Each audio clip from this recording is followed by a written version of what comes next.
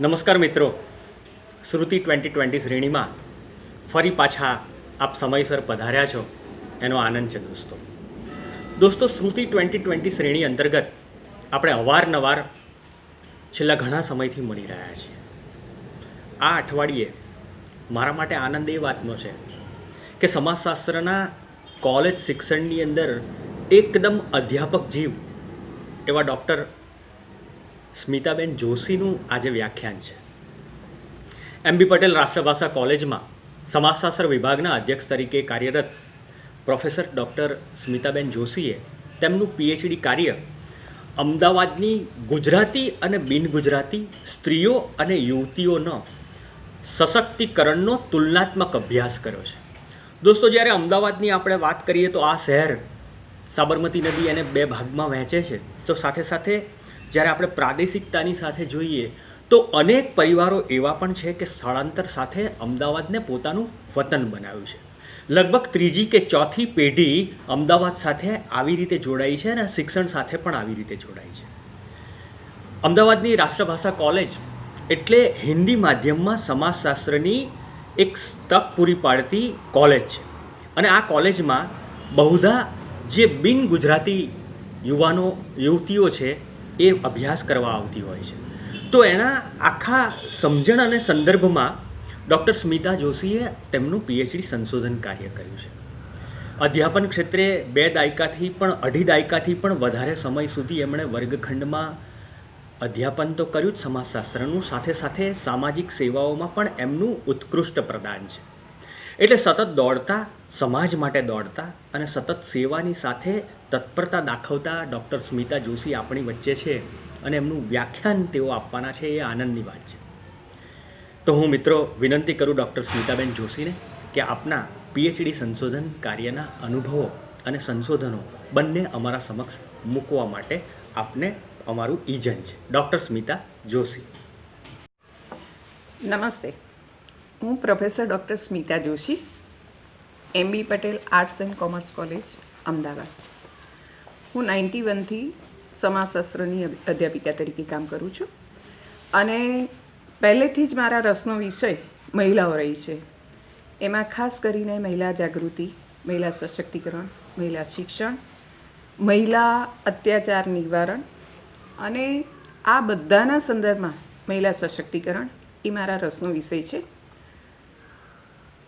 હું સૌ પ્રથમ મારા વિષયની શરૂઆત કરતાં પહેલાં ગુજરાત યુનિવર્સિટી સમાજ વિદ્યા ભવન અને સમાજશાસ્ત્રના ઉત્સાહી હોંશીલા અધ્યાપકો સંગીતાબેન, ચંદ્રિકાબેન અને ખાસ રાજેન્દ્રભાઈ જાની એમનો આભાર વ્યક્ત કરું છું, એમને અભિનંદન આપું છું કે આ એક સુંદર મજાનો ઉપક્રમ એમણે શરૂ કર્યો છે અને એ ઉપક્રમમાં નવા જે PhDના અભ્યાસીઓ છે એવા વિદ્યાર્થીઓ, ગુજરાતભરના અભ્યાસીઓ માટે કામ લાગે એ રીતનું માર્ગદર્શન અને જે અમારી પેઢી છે કે જે અધ્યાપક તરીકે કામ કરે છે એમને પણ નવા નવા વિષયો અને અભ્યાસ કરતા વિદ્યાર્થીઓના અનુભવોનો લાભ મળે, જાણકારી મળે, એ માટે આ સુંદર મજાનું આયોજન છે, ઉપક્રમ છે. એ ખૂબ મજા આવે એવું હોય છે અને સર્વ વિદ્યાર્થીઓને નિવેદન છે કે આનો લાભ લેવો જ જોઈએ કે જેથી આપણને આપણા અભ્યાસની અંદર મહત્ત્વના મુદ્દાઓની જાણકારી મળે, આપણે કંઈ ભૂલ કરતા હોઈએ અથવા તો ક્યાંક માર્ગદર્શનનો અભાવ હોય તો એ સમજણ પડે. મારા PhDનો જે અભ્યાસ છે એક વિશિષ્ટ છે કે અમદાવાદની ગુજરાતી અને બિન ગુજરાતી મહિલાઓ યુવતીઓના સશક્તિકરણનો તુલનાત્મક અભ્યાસ. મેં જે મારું એરિયા છે એ અમદાવાદ નક્કી કર્યો. આ વિષય નક્કી કરવા અથવા તો મારો પસંદ કરવા પાછળનું કારણ એ હતું કે હું અમદાવાદની હિન્દી ભાષી કોલેજમાં ભણાવું છું. મારો માધ્યમ હિન્દી છે. તો હિન્દી ભાષી અમારી આ જે કોલેજ છે એમાં ભારતભરના અલગ અલગ રાજ્યોના વિદ્યાર્થીઓ ભણવા આવે છે અને મેં મારા અધ્યાપન દરમિયાન જોયું કે ગુજરાતી વિદ્યાર્થીનીઓ કે યુવતીઓ અને બિન ગુજરાતી વિદ્યાર્થીનીઓ કે યુવતીઓ એ બેયના સમાજીકરણમાં, એમના સશક્તિકરણમાં, એમની જાગૃતિમાં ઘણો બધો આપણને ફર્ક જોવા મળે. ગુજરાતી યુવતીઓ એટલે આપણે આપણી આસપાસ જોતા હોઈએ છીએ કે એક પ્રકારની મુક્તતા, થોડુંક હળવાશથી, એટલે કે આનંદ, પ્રમોદ, કેટલાક ઓછા નિયંત્રણો, જેમ કે હરવું ફરવું, કોલેજની પ્રવૃત્તિઓમાં ભાગ લેવો વગેરે. તો આ બધું મેં મારા અધ્યાપન દરમિયાન સતત નિરીક્ષણ કર્યું. અને શરૂઆતમાં મને એમ થયું કે હું કોઈ ગામનો અભ્યાસ કરું, જ્ઞાતિનો અભ્યાસ કરું, પણ મને એમ હતું કે આ એક સરસ વિષય છે, એક નવો વિષય છે કે આ પ્રકારનો અભ્યાસ અગાઉ ક્યાંય થયો નથી, કે બે રાજ્યો અથવા તો બે સંસ્કૃતિઓ વચ્ચેની તુલના. એટલે આ અભ્યાસ પસંદ કરવા પાછળનું કારણ એ મારી માતૃ સંસ્થા રાષ્ટ્રભાષા કોલેજ છે, કે જ્યાં ગુજરાતી અને બિન ગુજરાતી બંને પ્રકારની સંસ્કૃતિ અને પાર્શ્વભૂમિ ધરાવતી મહિલાઓ, યુવતીઓ અથવા વિદ્યાર્થીનીઓ આવે છે. આ ઉપરાંત અમદાવાદ એ એક એવું કેન્દ્ર છે કે જેની મોટી મોટી શૈક્ષણિક સંસ્થાઓ જેમ કે IIM છે, નિરમા યુનિવર્સિટી છે, કે બીજી અનેક પ્રકારની સંસ્થાઓની અંદર ભારતભરના વિદ્યાર્થીઓ, દુનિયાભરના વિદ્યાર્થીઓ ભણવા આવે છે. એટલે આ બધું ધ્યાનમાં લઈને મેં મારા પસંદગી અથવા તો મારી જે ઉપકલ્પના છે અથવા પ્રશ્નરૂપ વિધાન કહીએ અથવા તો મારો PhDનો વિષય એ અમદાવાદની ગુજરાતી અને બિન ગુજરાતી મહિલાઓના સશક્તિકરણનો તુલનાત્મક અભ્યાસ કર્યો. આ માટે મેં ઘણું બધું સૌ પ્રથમ તો બંને સંસ્કૃતિઓ વચ્ચેની જે તુલના છે, મેં અગાઉ કહ્યું તેમ કે બિન ગુજરાતીઓ બિહાર, યુપી, MP, રાજસ્થાન, તો ત્યાં મહિલાઓ પ્રત્યેના જે માનસિકતા છે, વિચારો છે, એક ચોક્કસ પ્રકારની છાપ છે. અને એ જ રીતે ગુજરાતમાં મહિલાઓ માટેનું જે વાતાવરણ છે, માનસિકતા છે, વિચારો છે, એ બે વચ્ચેનો મેં અભ્યાસ કર્યો. તો મને વિદ્યાર્થીનીઓ સાથેના વાતચીત અને સંપર્ક દરમિયાન એ જોવા જાણવા મળ્યું કે ત્યાંની સંસ્કૃતિમાં, ત્યાંના સમાજોમાં મહિલાઓ માટે જે ચોક્કસ પ્રકારના અનુકૂળ વાતાવરણ અથવા સકારાત્મક વિચારો હોવા જોઈએ, કે એને ભણવા દેવી જોઈએ, કોલેજ જાય તો એને મનગમતી પ્રવૃત્તિ કરવા માટેની છૂટ હોવી જોઈએ, પિકનિક વગેરેમાં. તો આ બધી જ બાબતોના સૂક્ષ્મ નિરીક્ષણો પછી મને આ અભ્યાસ કરવાની ઈચ્છા થઈ અને મેં મારો આ પસંદગીનો વિષય નક્કી કર્યો.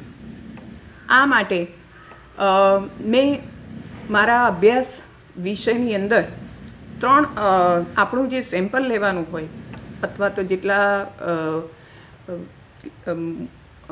જે આપણા જે ઉત્તરદાતાઓ હોય એ કુલ 300 લેવાનું નક્કી કર્યું. અને એમાં 3 સંસ્થાઓ મહત્ત્વની છે. એક તો IIM, બીજું નિરમા યુનિવર્સિટી અને ત્રીજું ગુજરાત યુનિવર્સિટી. હવે ગુજરાત યુનિવર્સિટીની અંદર જે ગુજરાતી અને હિન્દી બે પાર્શ્વભૂમિ ધરાવતી વિદ્યાર્થીનીઓ હતી, એમાંથી મેં મારી પોતાની માતૃ સંસ્થાની વિદ્યાર્થીનીઓ પણ સામેલ કરી હતી. કારણ કે મારી સંસ્થાની અંદર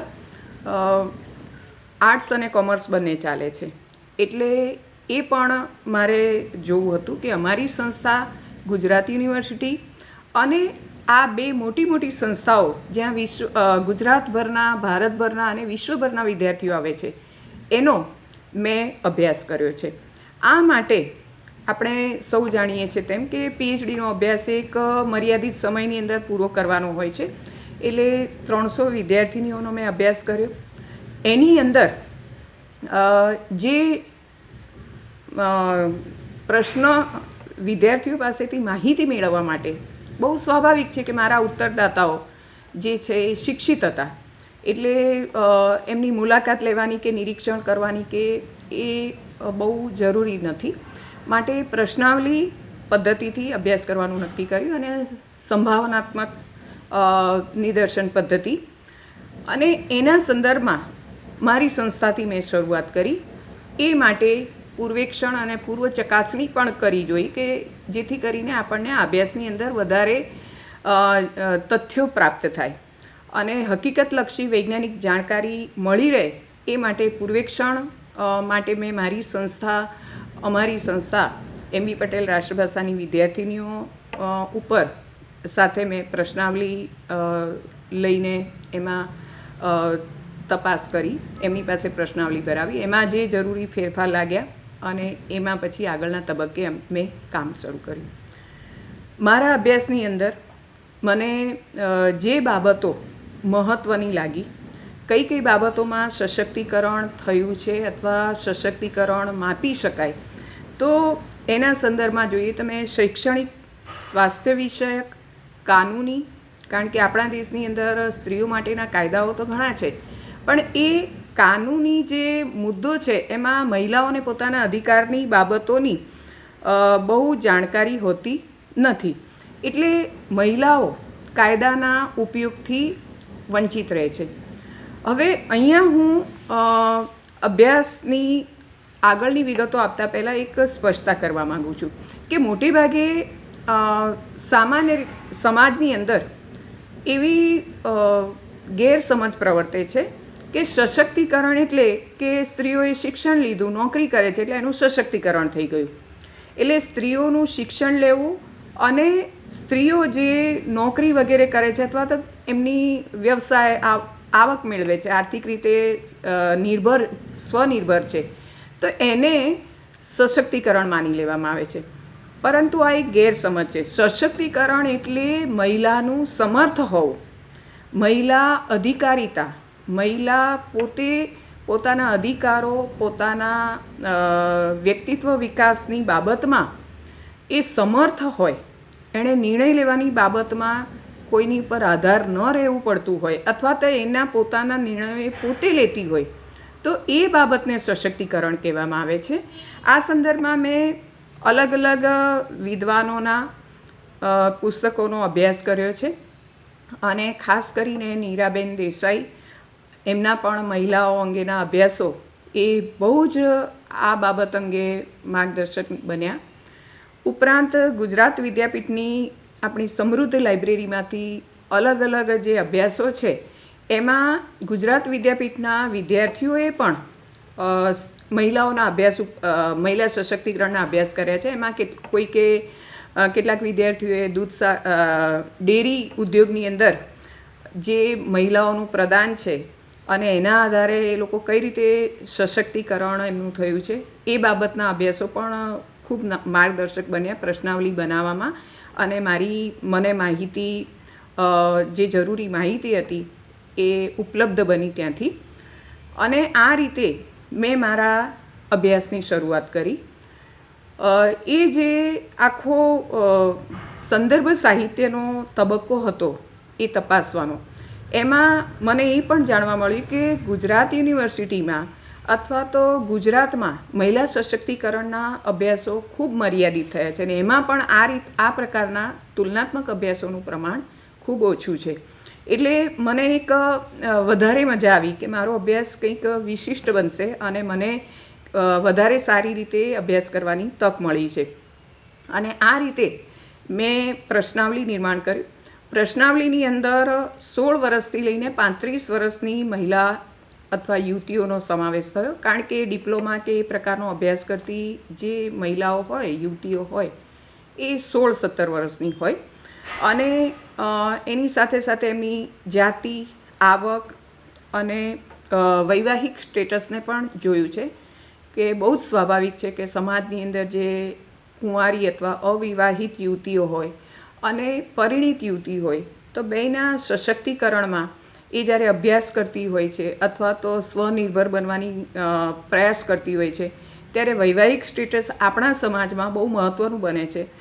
કારણ કે મારા અભ્યાસ દરમિયાન મને એવા અનુભવો પણ થયા કે બહુ જ ટેલેન્ટેડ, બહુ જ ભણવામાં તેજસ્વી હોય એવી યુવતીઓને ઘરમાંથી એવું કહેવામાં આવ્યું હોય કે તમે ભણો છો તો બરાબર છે, ભણી લો, તમારી ડિગ્રી મેળવી લો, પણ આગળ તમારે નોકરી કરવાની નથી.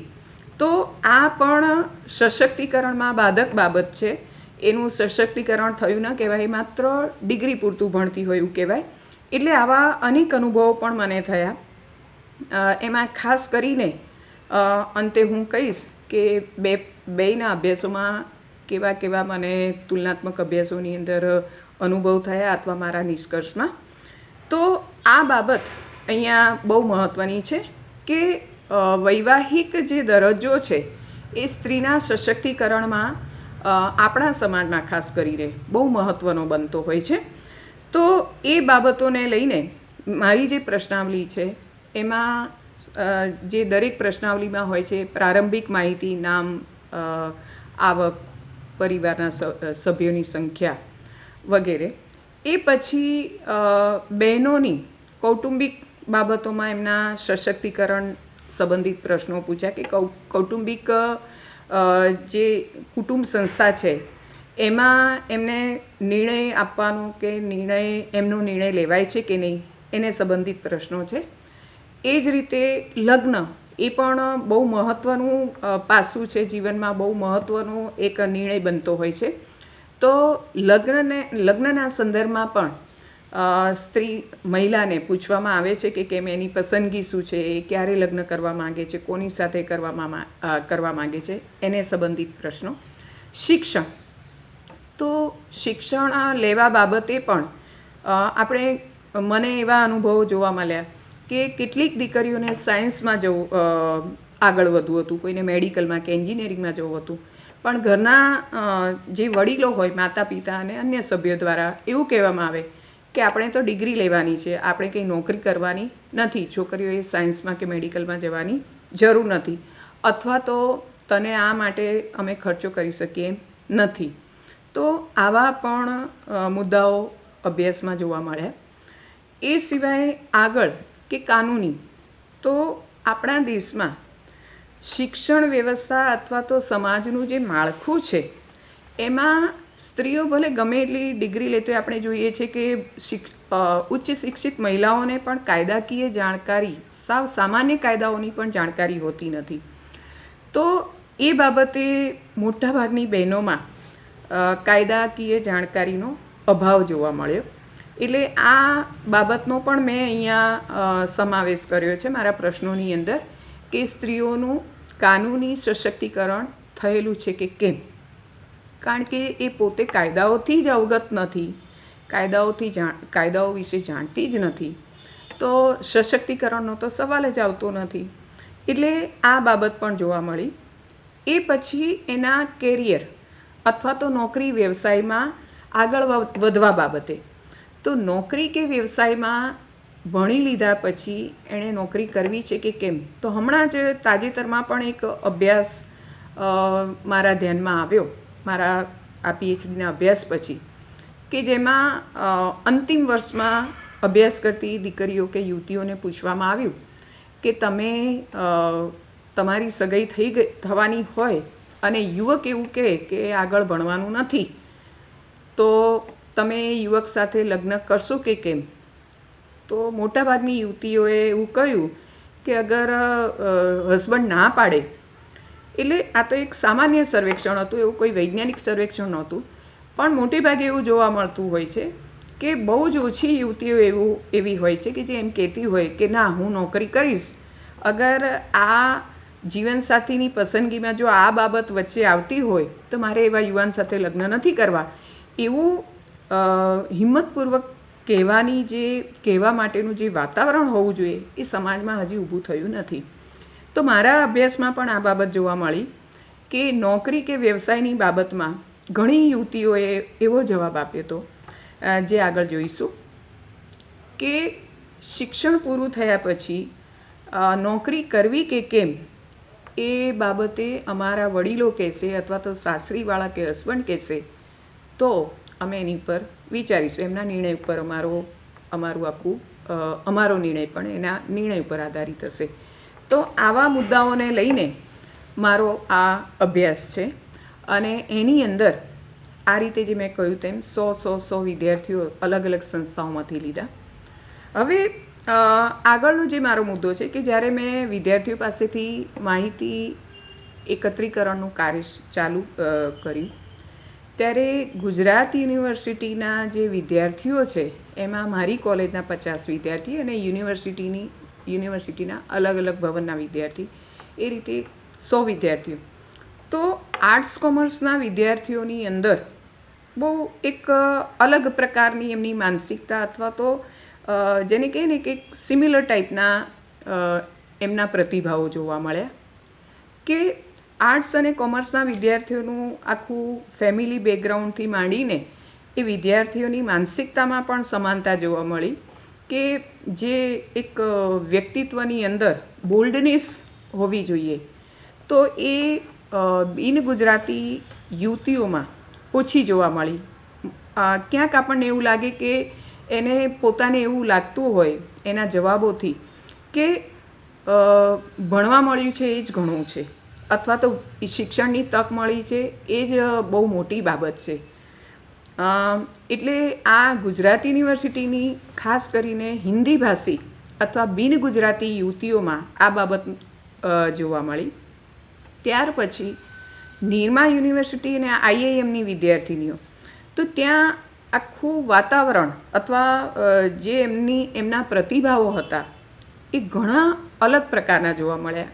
કારણ કે સ્વાભાવિક છે કે નિરમા યુનિવર્સિટી કે IIMમાં ભણતી યુવતીઓ એમનું જે પારિવારિક પાર્શ્વભૂમિ હોય અથવા એમના પરિવારની આવક વગેરે અથવા આર્થિક સ્તર, આર્થિક વર્ગ એ થોડોક અલગ પ્રકારનો હોય. કારણ કે માતા પિતા જ્યારે પોતાની દીકરીને IIM કે નિરમા જેવી સંસ્થાની અંદર હોસ્ટેલમાં રહીને જ્યારે યુવતી ભણતી હોય ત્યારે બહુ સ્વાભાવિક છે કે એનું કૌટુંબિક આર્થિક સ્તર છે એ થોડુંક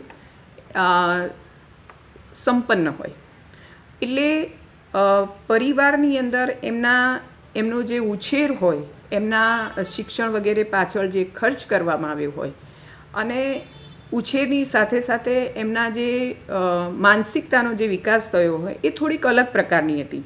ત્યાંની આ બે સંસ્થાઓની યુવતીઓમાં એ ગુજરાતી અને બિન ગુજરાતી બંને યુવતીઓમાં એવું જોવા મળ્યું કે બિન ગુજરાતી યુવતીઓ જે હતી એમને સ્વતંત્રતા અથવા તો પોતાના વ્યક્તિત્વ વિકાસ માટેના જે તકો મળવી જોઈએ એ પ્રકારનું વાતાવરણ એમને કુટુંબમાંથી મળેલું. અને એમના જે પ્રતિભાવો છે, એમના જે આખું વિશ્લેષણ કર્યું તેમાં ત્યાં ગુજરાતી અને બિન ગુજરાતી યુવતીઓમાં વધારે ફરક જોવા મળ્યો નથી. પણ છતાંય ત્યાં પણ કહેવું પડે કે ગુજરાતી યુવતીઓને જે પ્રકારનું તકો મળે છે સશક્તિકરણ માટેની, વ્યક્તિત્વ વિકાસ માટેની, એવી તકો બિન ગુજરાતી યુવતીઓમાં થોડી ઓછી જોવા મળે છે. બીજો મુદ્દો એ કે બિન ગુજરાતી યુવતીઓમાં એક બાબત બહુ મહત્ત્વની જોવા મળી કે શિક્ષણ પછી નોકરી માટે તકો ઓછી હોય છે. કારણ કે કૌટુંબિક જે કુટુંબના વડીલો હોય છે અથવા તો જે તે સમાજની પરંપરાઓ એ યુવતીઓને નોકરી માટેના તક ઓછી આપે છે. કે નોકરી કરીને શું કરવું છે, સ્ત્રીઓએ નોકરી ન કરવી જોઈએ જેવી બાબતો જોવા મળી. આ ઉપરાંત આ થઈ શિક્ષણની બાબત. સ્વાસ્થ્ય વિષયક બાબતમાં પણ આ જ મુદ્દો આવ્યો કે બિન ગુજરાતી યુવતીઓની અંદર એમના સ્વાસ્થ્ય વિષયક જે પ્રશ્નો હોય અથવા તો બીમારીઓની બાબતમાં જેટલું ઘરના છોકરાને અથવા તો દીકરા માટે કુટુંબીજનો ઉત્સાહી હોય અથવા તો એના માટે જેટલું ધ્યાન અને જે ચિકિત્સા માટેની તૈયારી બતાવવામાં આવતી હોય છે એ પ્રકારનું યુવતીઓ માટે કે છોકરી માટે ઘરમાં વાતાવરણ હોતું નથી.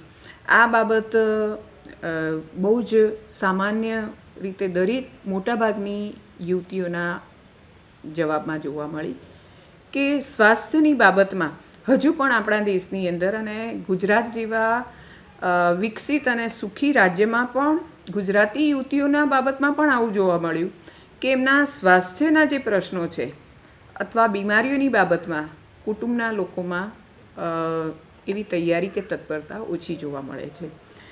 એ પછી આગળનો મુદ્દો કે અંતિમ મુદ્દો જે કહું, કારણ કે બહુ વિસ્તૃત અને આગળ જોઈશું તો ઘણો સમય રહેશે લાગશે. વ્યક્તિગત વિકાસની બાબતો. હવે વ્યક્તિગત વિકાસની બાબતની અંદર માની લો કે કોઈ યુવતી, તો એના મોજ શોખ અથવા તેની પોતાની કોઈ ટેલેન્ટ વિશે પૂછવામાં આવ્યું કે તમારી કોઈ સંગીતની કે નૃત્યની કે ખેલકૂદ માટેની કોઈ મહત્વાકાંક્ષા છે, તમે કોઈ સારી સ્વિમર હોય તો એ યુવતીને આગળ એ પ્રકારની તક મળશે કે કેમ, અથવા તો તમે એ માટે સ્વનિર્ણય લઈ શકો છો કે કેમ. તો આ બાબત બિન ગુજરાતી યુવતીઓમાં 70% નકારાત્મક જવાબ મળ્યો કે આ બધું સરળ નથી. તો અહીંયા મારો જે મુદ્દો હતો એ કંઈક અંશે મને ક્લિયર થયો કે સશક્તિકરણ એવી બહુ જ વાતો થાય છે સમાજમાં, દેશમાં, કે વિવિધ યોજનાઓ મહિલાઓ માટેની સરકારી યોજનાઓ છે, અલગ અલગ કાર્યક્રમો થઈ રહ્યા છે, પણ છતાંય જે મહિલા સશક્તિકરણનું જે વાતાવરણ ઊભું થવું જોઈએ એમાં કંઈક અંશે સમાજ અને કુટુંબ અને સાથે સાથે આપણા દેશની જે વિશિષ્ટ સંસ્થા છે જ્ઞાતિ, એનો પ્રભાવ જોવા મળે છે. જ્ઞાતિનો પરિબળ જોઈએ તો જ્ઞાતિ વિષયક પરિબળ પણ મહિલાઓના સશક્તિકરણમાં બહુ જ મહત્ત્વનું પરિબળ છે એ રીતે જોવા મળ્યું. કારણ કે ઉચ્ચ જ્ઞાતિઓમાં મહિલાઓના શિક્ષણ બાબતે જાગૃતિ છે, પણ સાથે સાથે એ પણ જોવા મળે છે કે ઉચ્ચ જ્ઞાતિઓમાં જે કુટુંબની આર્થિક પરિસ્થિતિ સમૃદ્ધ હોય અથવા તો ઉચ્ચ વર્ગના હોય, તો એવા કુટુંબની મહિલાઓને શૈક્ષણિક વિકાસ માટેની તકો જોવા મળી, પણ સાથે સાથે એની નોકરી કરવા બાબતે એને પૂરતી સ્વતંત્રતા ન હોય એ પ્રકારનું પણ મારા અભ્યાસમાં જોવા મળ્યું. તો અહીંયા આપણે એ બાબત પણ નોંધીશું કે મહિલાઓને જે શિક્ષણ, વ્યવસાય એ સિવાયના જે મુદ્દા છે, પોતાના વ્યક્તિગત મોજ શોખ માટેના કે પોતાની કોઈ વ્યક્તિગત અભિલાષા હોય, અપેક્ષાઓ હોય, માની લો રાજકારણ બાબતે પૂછવામાં આવ્યું કે તમે રાજકારણના સંદર્ભમાં તમારામાંથી કેટલી મહિલાઓ આ ક્ષેત્રે આગળ વધવા માંડે છે, તો માત્ર 10% બહેનોએ કહ્યું કે રાજકારણમાં કારકિર્દી બનાવવાની ઈચ્છા છે, પણ આમાં કુટુંબનો સહયોગ ન મળે, કારણ કે રાજકારણ વિશેની જે સમાજમાં છાપ પ્રવર્તે છે એને લઈને બહેનોનો આ પ્રકારનો જવાબ જોવા મળ્યો. પહેલી વાત તો એ કે રાજકારણમાં રસ છે કે કેમ, અને રાજકારણમાં રસ છે તો તમે એમાં સહભાગી થવા માંગો છો કે કેમ. તો આ બે સવાલોના જવાબમાં માત્ર 10% બહેનોએ થોડો ઉત્સાહ બતાવ્યો કે હા, અમને રાજકારણમાં કારકિર્દીનો રસ છે, પણ એમાં પણ કુટુંબના સભ્યો અગર ન કહે, ના પાડે તો નહીં. એટલે આ બાબતો મને અહીંયા જોવા મળી. આ જે આખો અભ્યાસ છે એ અમદાવાદમાં જ થયો છે, અમદાવાદની જ સંસ્થાઓને લઈને થયો છે, અને અમદાવાદમાં રહેતી અલગ અલગ પ્રદેશની બિન ગુજરાતી યુવતીઓનો જ છે. એટલે મારું એવું માનવું છે કે હું જ્યારે નિષ્કર્ષ ઉપર આવી તો એ જે નિષ્કર્ષ છે તો એમાં જે પરિબળો છે અહીંયા હું એ તરફ નિર્દેશ કરું છું કે આવનારા સમયમાં જે અભ્યાસીઓ, હું પોતે પણ આમાં આગળ અભ્યાસ કરવા માગું છું, કારણ કે મેં બહુ મર્યાદિત સમયમાં કેટલાક આજે મેં કહ્યા તેમ 5 પરિબળોને ધ્યાનમાં લઈને જ આ અભ્યાસ કર્યો છે કે પણ એ સિવાય પણ ઘણા બધા પરિબળો વર્તમાન સમયમાં છે કે જેને લઈને મહિલા સશક્તિકરણ વિશે વધારે અભ્યાસો થઈ શકે. તો મારા અભ્યાસની અંદર સૌથી પહેલી બાબત એ કે ભૌગોલિક પરિબળ, જે ભૌગોલિક પરિબળને ધ્યાનમાં લઈને મારો આ અભ્યાસ થયો છે, એમાં આવનારા સમયમાં અભ્યાસીઓને એક થોડા અલગ પ્રકારનો અભ્યાસ કરવા માટેની પણ તક છે, કારણ કે મેં અમદાવાદના સંદર્ભમાં અભ્યાસ કર્યો છે. હવે આ જ અભ્યાસ માની લો કે વડોદરા કે સૌરાષ્ટ્રના સંદર્ભમાં કરવામાં આવે તો ગુજરાતમાં ગુજરાતી જે સંસ્કૃતિ છે અથવા ગુજરાતની યુવતીઓ છે, તે ગુજરાતની યુવતીઓમાં અમદાવાદની યુવતીઓ, વડોદરાની યુવતીઓ કે સૌરાષ્ટ્રની યુવતી હોય, તે ત્રણેયનું પાર્શ્વભૂમિ કે બેકગ્રાઉન્ડ અલગ અલગ છે. સૌરાષ્ટ્રની યુવતી એ કદાચ અમદાવાદની યુવતીઓ જેટલી સ્વતંત્રતા એમને મળતી ન હોય, કારણ કે સૌરાષ્ટ્રનું આખું જે સાંસ્કૃતિક માહોલ છે અથવા ત્યાંની જે પ્રકારની હજુ પણ પરંપરાવાદી સંસ્કૃતિ છે, તો એને લઈને અમદાવાદ જેવા શહેરનું જે પશ્ચિમીકરણ અથવા તેની જે સામાજિક સ્વતંત્રતા કે છૂટની બાબત એ સૌરાષ્ટ્ર કચ્છની ગુજરાતી યુવતીને પ્રાપ્ત ન પણ થતી હોય. એટલે આ મારા અભ્યાસમાં એક અલગ બાબત છે કે ભૌગોલિક વિસ્તાર જે અમદાવાદનો લીધો છે તે અમદાવાદની યુવતીઓના સંદર્ભમાં જ છે.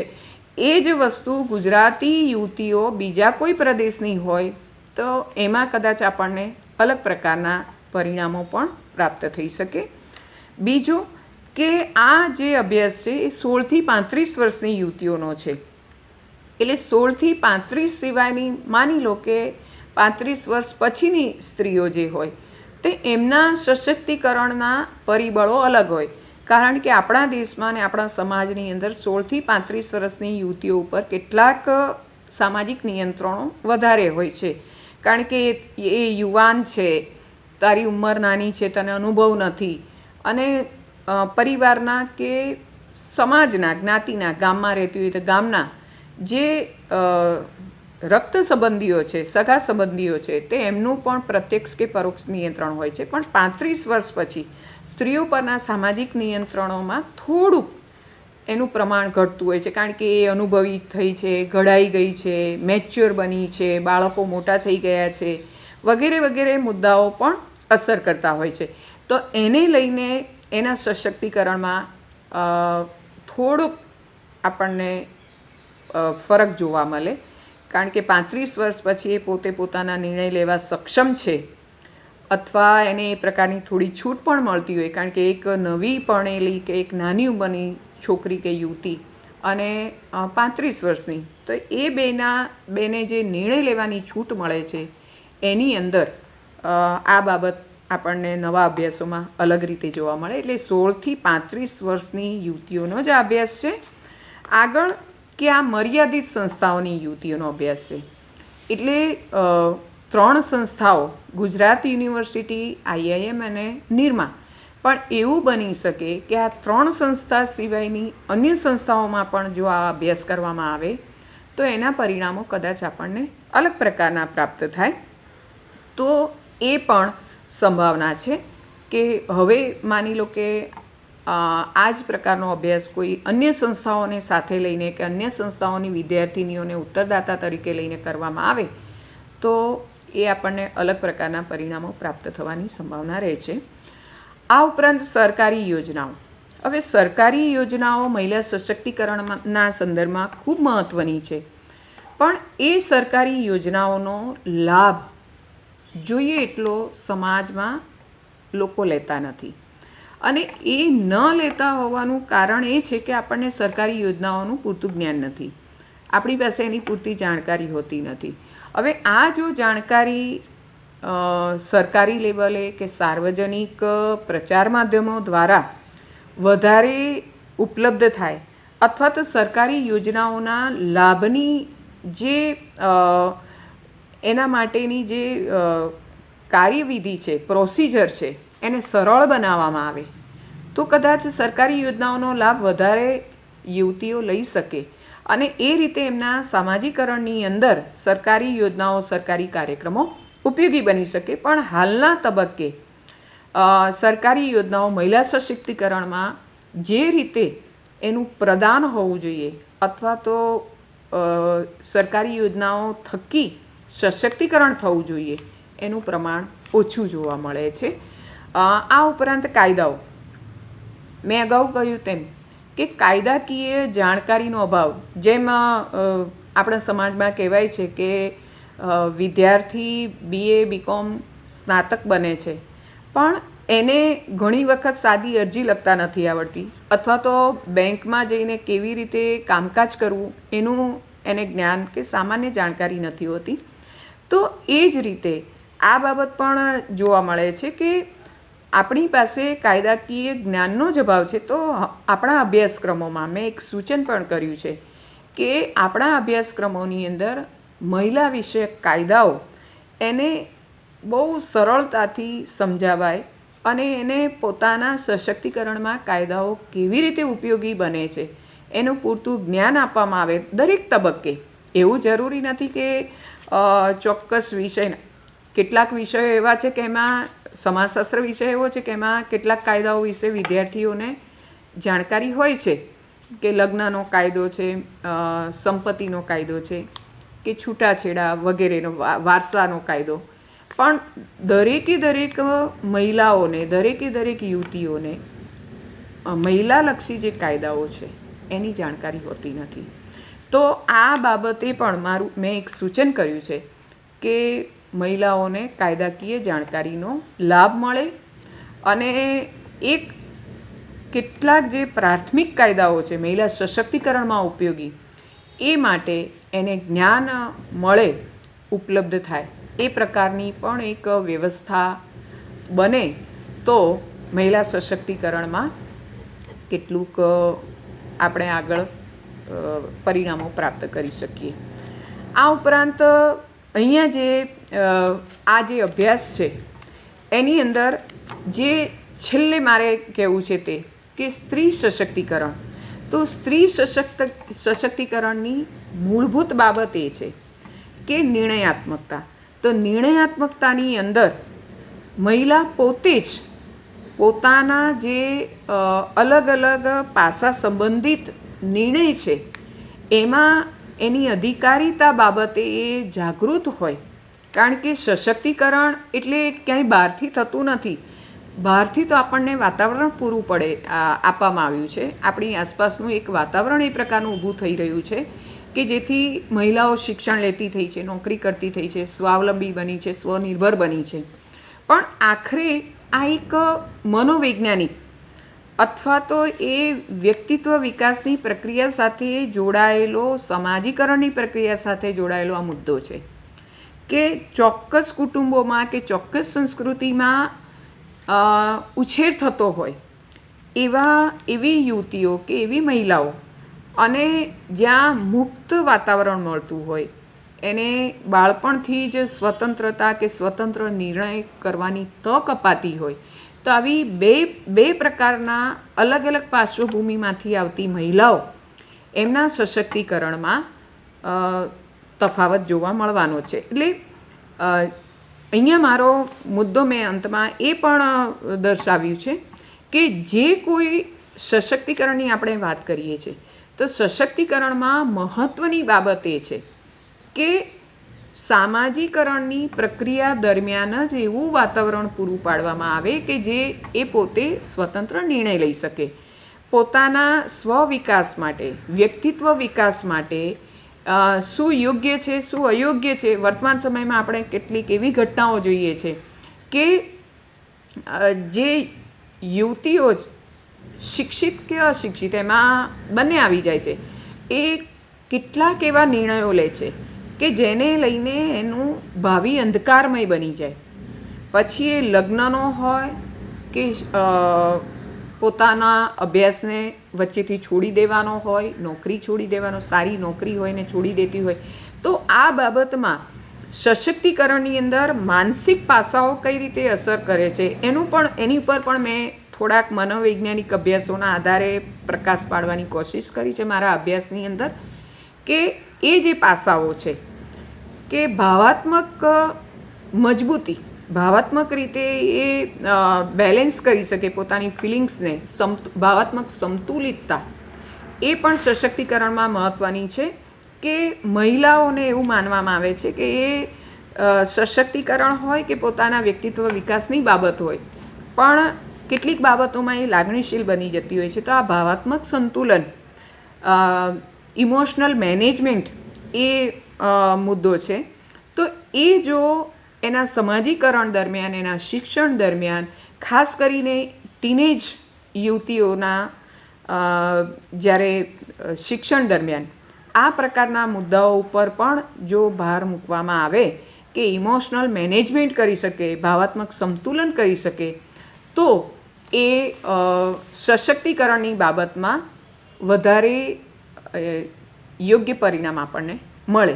કારણ કે સશક્તિકરણ એ મેં અગાઉ કહ્યું તેમ કે માત્ર શિક્ષણ, નોકરી, સ્વાવલંબન કે સ્વનિર્ભરતા નથી, પણ એ ભાવાત્મક સંતુલનની બાબત પણ છે કે એ જરૂર પડે ત્યાં કેટલાક મજબૂતાઈથી નિર્ણય લઈ શકે અને ભાવનાઓમાં ન વહી જાય.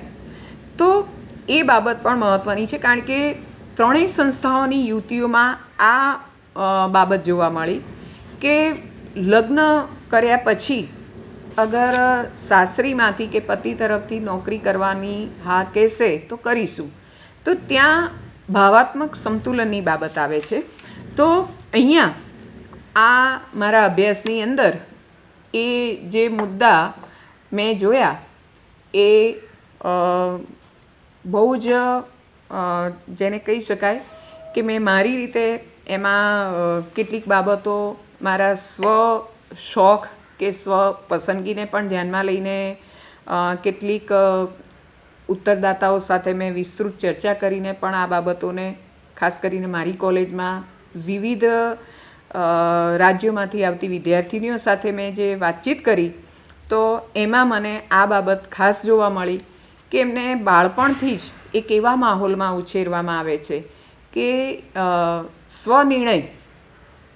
સ્વનિર્ણય શું કહેવાય એ પણ એમને ખબર હોતી નથી કે કયો વિષય મુખ્ય વિષય રાખવો, કઈ કોલેજમાં કે ક્યાં લગ્ન કરવા.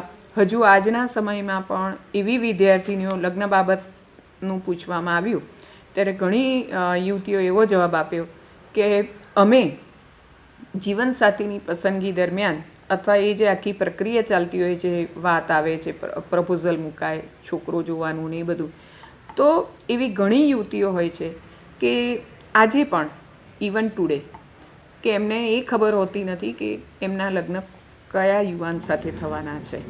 તો આ પણ એક સ્વ નિર્ણયાત્મકતાની બાબત છે કે બાળપણથી જ એક માહોલ એવો મળ્યો હોય છે કે જેને લીધે એ સ્વનિર્ણય લેતી નથી, અથવા તો નિર્ણય લેવાની બાબત એને ક્યારેય વિચારવાની છે એવું એને શીખવામાં આવતું નથી. પણ શાળા અથવા કોલેજ કક્ષાએ એક એવું વાતાવરણ ઊભું કરવું જોઈએ કે મહિલાઓ પોતે નિર્ણય લેતી થાય. પોતાના શિક્ષણ હોય, સ્વાસ્થ્ય હોય, કારકિર્દી હોય કે અન્ય મુદ્દાઓ બાબતે. તો મહત્ત્વની બાબત એ છે કે સશક્તિકરણ. તો સશક્તિકરણ એટલે સ્વનિર્ણયાત્મકતા અથવા તો સમર્થતા. તો સમર્થતા કેમ નથી એ શરૂઆતના મારા જે આખા પીએચડીના જે માહિતી આપી છે એમાં મેં આ બાબતનો ઉલ્લેખ કર્યો છે કે વ્યાવસાયિક સશક્તિકરણ કે કાનૂની સશક્તિકરણ, આર્થિક સશક્તિકરણ, શૈક્ષણિક સશક્તિકરણ, સ્વાસ્થ્ય વિષયક સશક્તિકરણ, તેમાં કઈ કઈ બાબતો છે અને કઈ કઈ બાબતો નથી. તો સ્વાસ્થ્ય વિષયક સશક્તિકરણ કેમ નથી, તો એ સંદર્ભમાં જે માહિતી મળી અને અહીંયા આગળ જે મેં અગાઉ પણ દર્શાવ્યું તેમ, અને આપણા દેશની એક પરંપરાગત મહિલાઓની માનસિકતાના સંદર્ભમાં કે એને કોઈ બીમારી હોય કે એને દવા લેવા જવાનું હોય અથવા તો ચિકિત્સાકીય ખર્ચની બાબત આવે ત્યારે એને ટાળે છે. એને કોઈ તકલીફ હોય, કોઈ પીડા હોય, ક્યાંય દુખતું હોય કે અન્ય, તો એ બાબતને એ બધાથી છાની રાખે છે. એમાં 2-3 બાબતો છે કે એક તો ખર્ચની બાબત, કરે એ તો મટી જશે, બીજું કે પોતે પોતાની જાત માટે બેપરવા બને છે, લાપરવા બને છે, બેદરકાર બને છે. તો એને લીધે પણ એને એ નિર્ણય લઈ શકતી નથી. અને ત્રીજી બાબત કે મહિલાઓ એને એક એ પ્રકારની માનસિકતામાં જીવે છે કે કુટુંબનું ધ્યાન રાખવું એ મારી ફરજ છે, પણ પોતાનું ધ્યાન રાખવું, પોતાના વ્યક્તિત્વનું ધ્યાન રાખવું, વ્યક્તિત્વ બાબતે જાગૃત બનવું એ હજુ પણ એ દિશામાં કામ થતું નથી. અને એ પ્રકારનું આખું વાતાવરણ ઊભું થાય, મહિલાઓ જાગૃત બને, સશક્તિકરણ, સ્વનિર્ણયાત્મકતા, અધિકારીતા, સમર્થતા બાબતે એ વધારે વિચારતી થાય અને એને મળેલા અધિકારો, એને મળતી તકો એનો એ ઉપયોગ કરશે તો સશક્તિકરણ થશે એવું આપણે દર્શાવી શકીએ. હું માનું છું કે મારો આ અભ્યાસ એ ગુજરાતની અંદર અને ખાસ કરીને અમદાવાદમાં મહિલા સશક્તિકરણની દિશામાં એક અલગ પ્રકારનો અભ્યાસ છે. કારણ કે બે સંસ્કૃતિ અને બે સમાજો વચ્ચેના, બે સામાજિક પાર્શ્વભૂમિ વચ્ચેની તુલનાત્મક અભ્યાસના આધારે આપણે આખા ભારતમાં કે આખા ગુજરાતની અંદર જે માનવામાં આવે છે કે મહિલા સશક્તિકરણ થઈ રહ્યું છે અથવા મહિલા સશક્તિકરણ માટેનું આખું વાતાવરણ ઊભું થયું છે, તો વાસ્તવમાં એવું જોવા મળ્યું નથી. કારણ કે ગુજરાતી મહિલાઓમાં પણ કેટલીક, જેમ કે મેં અગાઉ પણ જણાવ્યું તેમ કે નોકરી હોય કે સ્વાસ્થ્ય વિષયક સશક્તિકરણની બાબત હોય, તો એમાં એટલી જાગૃતિ અથવા તો એ પ્રકારની શરૂઆત નથી થઈ, અવેરનેસનો અભાવ છે. એટલે સમર્થતા માટેની તકો હોવી અને એ સમર્થતાની દિશામાં આગળ વધવું, એ સમર્થતા મુજબ આપણે કામ કરવું, આપણા વ્યક્તિત્વનો વિકાસ કરવો, સમર્થ બનવું એ અલગ બાબત છે. વાતાવરણનો યોગ્ય ઉપયોગ થાય અને વર્તમાન સમયની અંદર જે મહિલાઓના સંદર્ભમાં અલગ અલગ સમસ્યાઓ જે ઘટી રહી છે અને એ સમસ્યા, મહિલા સંબંધિત સમસ્યાઓનું પ્રમાણ વધી રહ્યું છે, મહિલા અત્યાચાર હોય, મહિલા શોષણ હોય કે મહિલા સુરક્ષાના પ્રશ્નો હોય, તો આ બધાને ક્યાંક ને ક્યાંક મહિલા સશક્તિકરણ સાથે પણ સંબંધ રહેલો છે. તો અહીંયા આ મારો અભ્યાસ આ બાબતમાં પણ કંઈક દિશા સૂચન કરે છે કે સશક્તિકરણ ત્યારે જ થશે કે જ્યારે મહિલાઓ જાગૃત હશે, મહિલાઓ સુરક્ષિત હશે અને મહિલાઓ પોતે સમર્થ હશે, સમર્થતા હશે, અધિકારીતા હશે, તો જ મહિલાઓનું સશક્તિકરણ થશે. સારું કમાવાથી કે ઉચ્ચ શિક્ષણ લેવાથી મહિલાઓ શિક્ષિત બનતી નથી. એટલે અહીંયા અંતમાં હું એ જ કહેવા માંગીશ કે આ આખો જે અભ્યાસ છે એની અંદર ઘણા એવા દિશા નિર્દેશો છે. આવનારા સમયમાં જે નવા જે વિદ્યાર્થીઓ છે કે જે સશક્તિકરણ વિશે અભ્યાસ કરવા માગતા હોય તો કે અમદાવાદ જેવા શહેરની ગુજરાતી યુવતીઓ અને બિન ગુજરાતી યુવતીઓ, તો એના નિષ્કર્ષો કે તારણો અલગ પ્રકારના છે. એ જ રીતે અહીંયા મેં અલગ અલગ જ્ઞાતિઓના સંદર્ભમાં જે જોયું છે, તો એમાં પણ અલગ અલગ જ્ઞાતિએ પણ સશક્તિકરણનો આખો ક્રાઇટેરિયા અલગ જોવા મળ્યો છે. એમાં એના નિષ્કર્ષમાં પણ ભિન્નતા જોવા મળી છે કે ઉચ્ચ જ્ઞાતિઓ, મધ્યમ જ્ઞાતિઓ, નિમ્ન જ્ઞાતિઓ. ધાર્મિક રીતે પણ જોવા મળ્યું છે કે જે ધાર્મિક અલગ અલગ ધર્મની યુવતીઓ, તો એમાં સશક્તિકરણની બાબતમાં કેટલાક ધર્મોની અંદર મહિલાઓને જે તકો છે એવી અન્ય ધર્મમાં ન પણ હોય, તો એ ગુજરાતી ને બિન ગુજરાતી યુવતીઓના ધર્મના સંદર્ભમાં પણ આ બાબત જોવા મળી. અગાઉ મેં જેમ કહ્યું તેમ કે અવિવાહિત અને વિવાહિત યુવતીઓ, એમાં ગુજરાતી અને બિન ગુજરાતી, તો એના સશક્તિકરણની બાબતમાં પણ ભેદ જોવા મળ્યો છે, તફાવતો જોવા મળ્યા છે. એટલે આ અલગ અલગ મુદ્દાઓને લઈને આપણે અભ્યાસ કરી શકીએ અને આગળના અભ્યાસીઓ માટે આવા થોડાક અલગ પ્રકારના ક્રાઇટેરિયા સાથે અલગ પ્રકારના પરિબળોને ધ્યાનમાં લઈને અભ્યાસ માટેની તક છે. કારણ કે આ એક મર્યાદિત સમયમાં પૂરો અભ્યાસ કરવાનો હોય છે, એટલે બધા જ પરિબળોને ધ્યાનમાં લઈને અભ્યાસ કરવો શક્ય નથી. કારણ કે ગુજરાતની માત્ર અમદાવાદની મહિલાઓને જ લઈએ તો જ આ અભ્યાસનો જે સમય મર્યાદા છે એમાં પૂરો થઈ શકે. આ સિવાય ઘણા પરિબળોને ધ્યાનમાં લઈને સરકારી યોજનાઓના સંદર્ભમાં પણ મહિલાઓનું કેવું સશક્તિકરણ થયું છે. જેમ કે મેં મારા સંદર્ભ ગ્રંથમાં સંદર્ભ જે પુસ્તકો વાંચ્યા એમાં ઘણા અભ્યાસોમાં આ બાબત જોવા મળી કે કોઈ એક ચોક્કસ પ્રવૃત્તિને લઈને મહિલા સશક્તિકરણ કયા પ્રકારનું થયું છે. તો એવી કોઈ એક પ્રવૃત્તિને લઈને પણ દર્શાવી શકાય. જેમ કે અમદાવાદની અંદર સખી મંડળો છે, તો સખી મંડળોના સંદર્ભમાં પણ મહિલા સશક્તિકરણ થયું છે. તો આવા અલગ અલગ પરિબળોના સંદર્ભમાં પણ આપણે મહિલા સશક્તિકરણને જોઈ શકાય. તો હું માનું છું કે મેં આ અભ્યાસને સંપૂર્ણપણે સમાજશાસ્ત્રીય દૃષ્ટિકોણથી કરવા માટે અને એના જે અભ્યાસ દ્વારા નિષ્કર્ષ અને તારણો મળે એ આવનારી પેઢી અથવા તો અત્યારના વિદ્યાર્થીઓ માટે કંઈક માર્ગદર્શક બને એ પ્રકારે મેં અભ્યાસને ન્યાય આપવાની એ દિશામાં કાર્ય કરવાની પૂરી કોશિશ કરી છે. અને હું આશા રાખું કે આ સંદર્ભમાં બહેનો ખાસ કરીને આ પ્રકારના અભ્યાસો તરફ પ્રેરાય. કારણ કે સશક્તિકરણ એ બહુ જ આવશ્યક બાબત છે વર્તમાન સમયમાં. કારણ કે સમાજ બે સ્ત્રી અને પુરુષ બંનેથી બને છે. મહિલાઓનું સશક્તિકરણ હશે તો સમાજનો સંપૂર્ણ અને સ્વસ્થ વિકાસ થયો ગણાશે, બેલેન્સ વિકાસ થયો ગણાશે.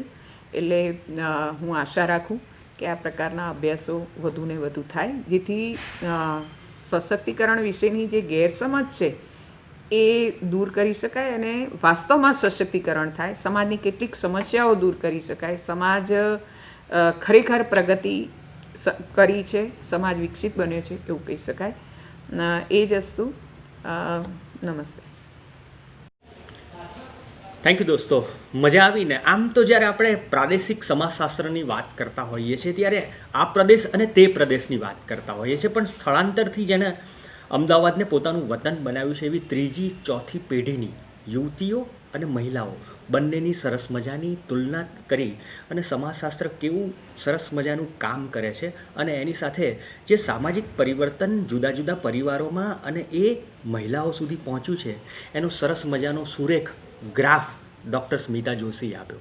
આવા જ વ્યાખ્યાન સાથે ફરી પાછા આપણે મળીશું. ત્યાં સુધી આપણે રજા લઈએ છીએ, વિરામ લઈએ છીએ. નાનકડા વિરામ પછી ફરી પાછા આપણે મળીશું. થેન્ક યુ દોસ્તો.